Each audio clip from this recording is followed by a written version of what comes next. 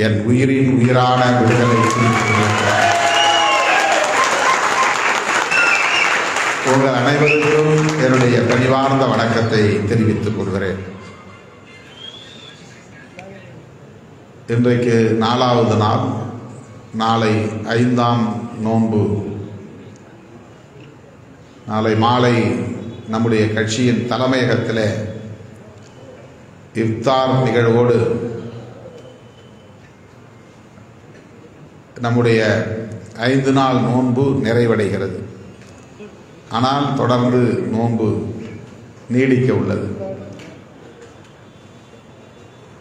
ஆண்டுக்கு 5 நாள் என்று தொடர்ந்து 10 ஆண்டுகளுக்கு மேலாக, கிட்டத்தட்ட 15 ஆண்டுகள் என்று கருதுகிறேன், ஆண்டுக்கு 5 நாள் என்று நாம் இந்த நோன்பை கடைபிடித்து வருகிறோம்.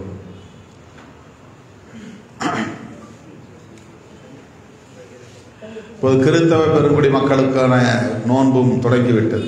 லென்த் டேஸ் என்று சொல்லப்படக்கூடிய தவ நாட்கள். நம்முடைய கட்சியில் உள்ள இஸ்லாமிய தோழர்கள்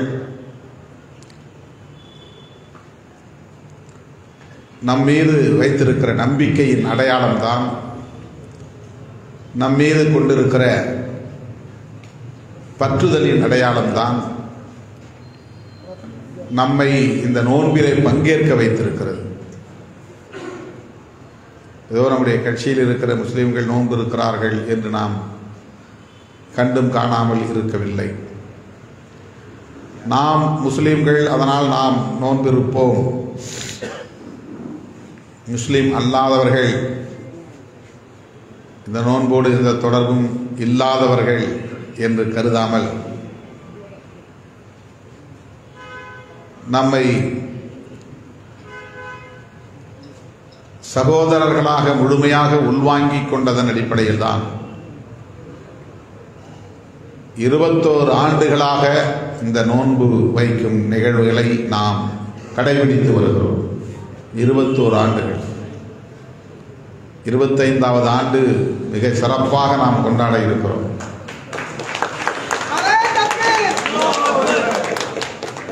சற்று கூடுதலான நாட்களும் நோன்பு வைக்கலாம் என்கிற எண்ணம் இருக்கிறது. நோன்பு வைக்கும் 25வது ஆண்டை வெள்ளி விழாவாகவே நாம் கொண்டாட இருக்கிறோம்.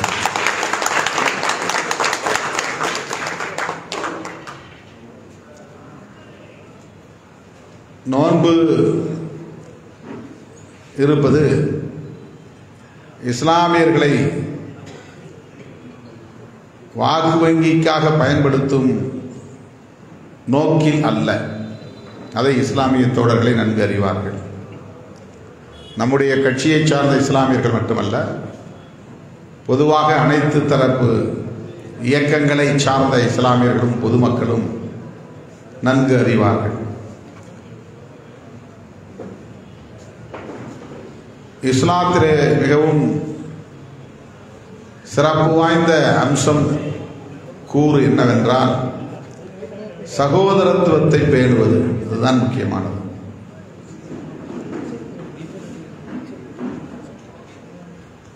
கிறிஸ்தவத்திலும் சகோதரத்துவம் இருக்கிறது. இஸ்லாத்திலே அது இன்னும் வெளிப்படையாக ஒருவருக்கொருவர் ஆற தழுவிக் கொள்ளுகிற பாங்கை நாம் பார்க்க முடிகிறது. கிறிஸ்தவத்திலே கைகுலுக்கிக் கொள்கிற பண்பாடு இருக்கிறது என்றால், இஸ்லாத்திலே மார்போடு ஆற தழுவுகிற பண்பாடு இருக்கிறது.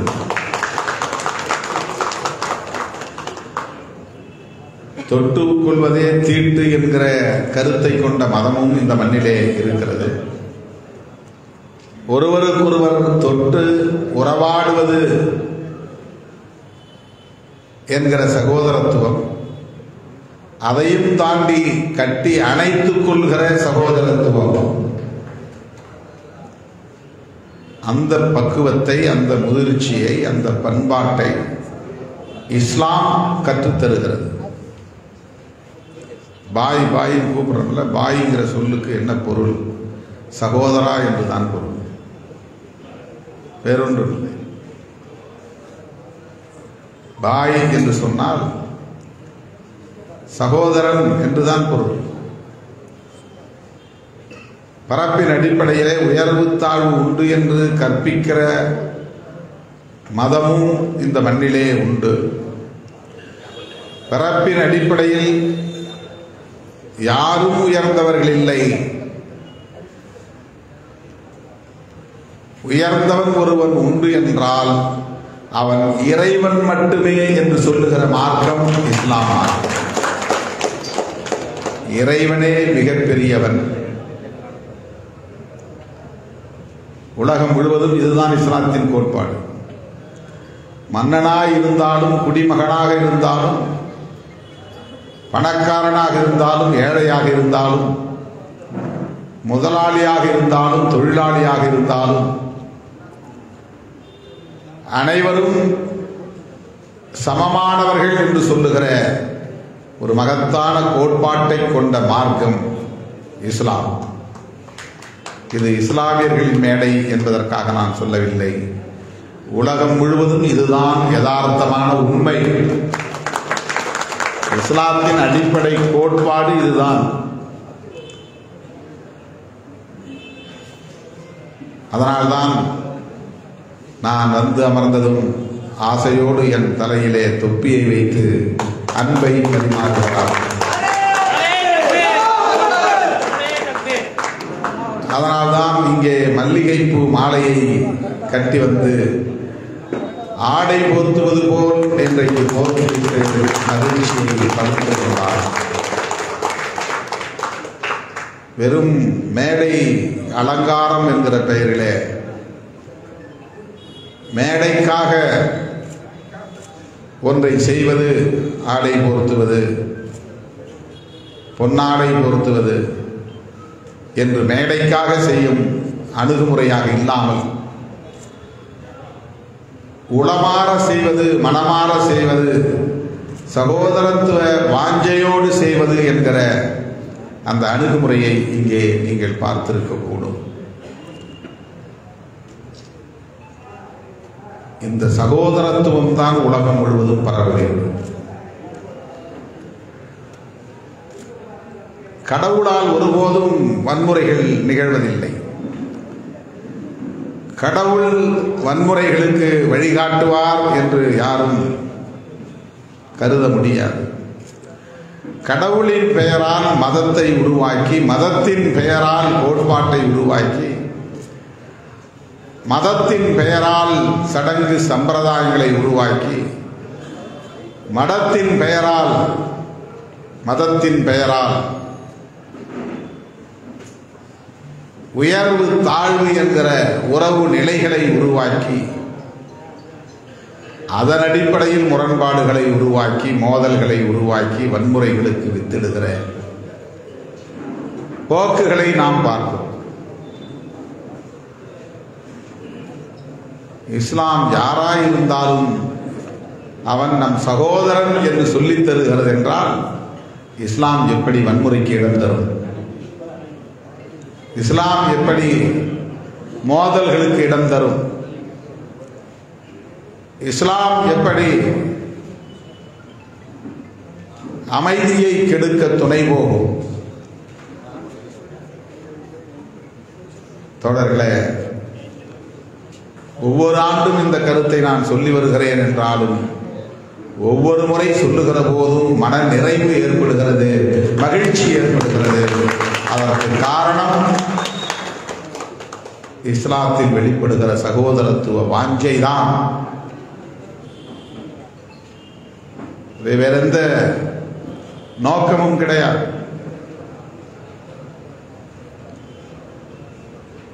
கிட்டத்தட்ட 13-14 மணி நேரம் விரதம் இருக்கிறோம். காலை 4:30 மணிக்கு மேல் சாப்பிடக்கூடாது. மாலை 6:30க்கு முன்னால் சாப்பிடக்கூடாது.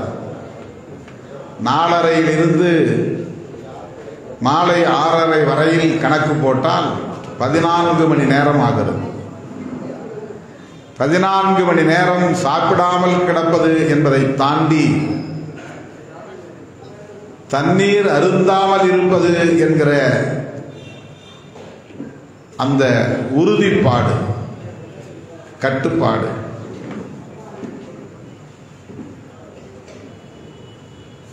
நமக்கும் அது ஒரு பயிற்சி முறை, எனக்கும் அது ஒரு பயிற்சியாகத்தான் இருக்கிறது.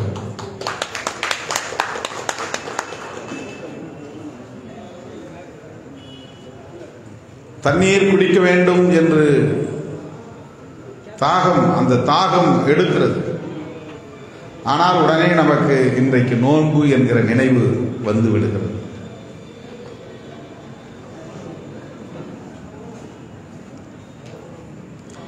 தண்ணீரை குடித்தால் என்ன ஆகும்?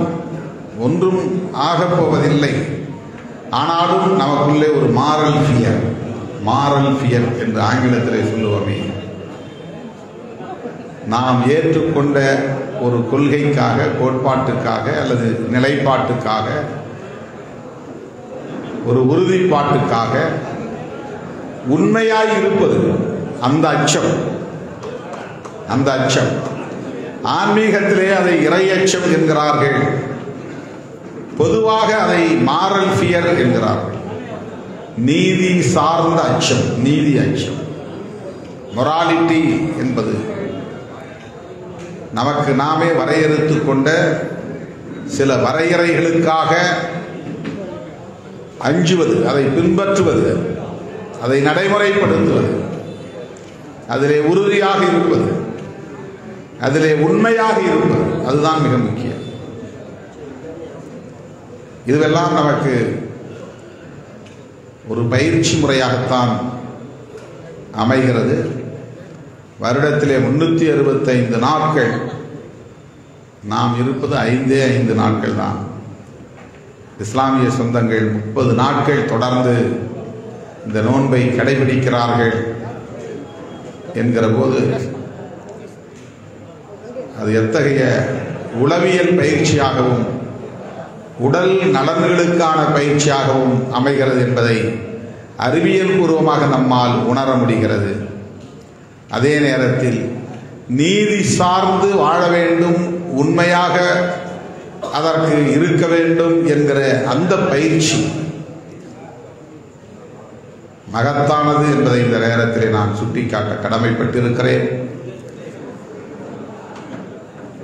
இஸ்லாமியர்களோடும் கிறிஸ்தவர்களோடும் நெருங்கி இருக்கிற நாம் அதனால் பிற மதங்களை சார்ந்தவர்களை ஒருபோதும் பகையாக நாம் பார்த்ததில்லை. சில நேரங்களில் கோவில் கும்பாபிஷேகத்திற்கு என்னை அழைக்கிறார்கள், நான் போகிறேன். என் தலையிலே கலசத்தை கொடுத்து தண்ணீரை சுமக்கச் செய்கிறார்கள், நான் சுமக்கிறேன். அவர்களெல்லாம் எனக்கு நெருக்கமான உறவினர்கள். அவர்கள் சொந்த செலவிலே கோவில் கட்டி முடித்து குடமுழுக்கு நடத்துகிற போது அங்கே அவனுக்கு தெரிந்த சொந்தக்காரன் ஒருவன் வேண்டும் என்று அவன் சிந்திக்கிற போது அவன் மனதிலே திருமாவளவன் நினைவுக்கு வருகிறான். திருமாவளவனை நாம் ஏன் அழைக்கக்கூடாது என்று எண்ணுகிறான். திருமாவளவன் தலையில் தண்ணீர் வைத்து சுமக்கச் செய்து அதை கொண்டு போய் கும்பத்திலே கலசத்திலே ஊற்ற வேண்டும் என்று அவன் விரும்புகிறான்.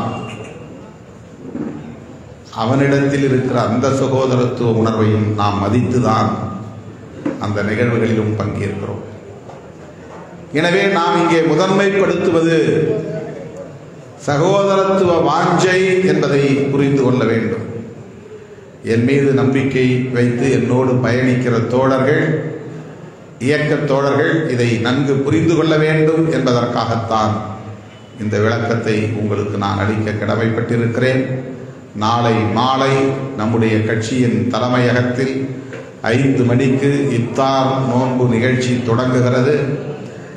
இயக்கத்தை தோழமை இயக்கங்களின் தலைவர்கள் பலர் அதிலே பங்கேற்று உரையாற்ற இருக்கிறார்கள். ஏராளமானவர்களுக்காக நோன்பு கஞ்சி தயாரிக்கப்படுகிறது. இயக்கத்தின் முன்னோடிகள் தவறாமல் வந்து அதிலே பங்கேற்க வேண்டும் என்று அழைப்பு விடுத்து அனைவருக்கும் இனிய ரமலான் வாழ்த்துக்களை கூறி முடிக்கிறேன். நன்றி.